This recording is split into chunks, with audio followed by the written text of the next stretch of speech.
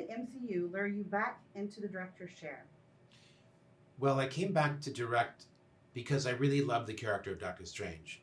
I got a call from Kevin Feige at Marvel saying that the original director had fallen out of this film and that they were looking for somebody and would I come in and meet. And I had taken a lot of time off trying to refresh myself and develop a new vision for things, and I felt hungry and ready to make the movie. So I went ahead and took the meeting, and we were off and running from there. Yes, I always thought that the character of Doctor Strange had a lot of appeal to me. I think because he was a magician whose job it was to protect our world and our universe from magical threats. And as a kid, I was a magician, an amateur magician. I would perform for kids' parties and weddings. So I thought it was really cool that there was a superhero that was a magician, and I was naturally attracted to him. When I met with Marvel and our writer Michael Waldron, my main goal was to be true to the previous Marvel movies that have come before, to understand where those characters were and what the next step in their growth would be. And that's really what I used to guide the working on the screenplay for this particular picture. I wanted it to please the fans, and I thought that was the best way to do that. The multiverse is a universe just like our own, but an infinite number of them that exist just in a atomically thin line. They exist simultaneously to our own, invisible, but they're there nevertheless. Well, in describing the multiverse filmically, there was a tremendous amount of art direction and design that had to go into it. What would differentiate our universe from the next, and the next, and the next? And we decided that each universe would have to have its own look and feel. Where would it come from? What would the buildings look like? It started with determining what the society was like.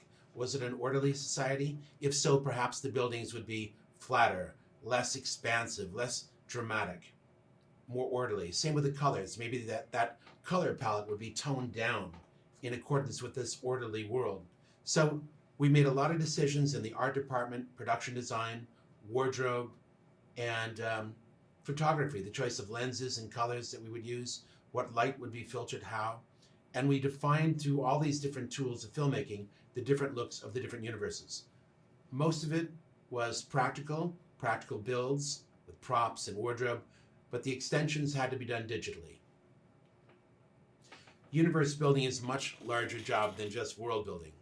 We had to make sure the audience understood everything about that place was similar to our own, but slightly different.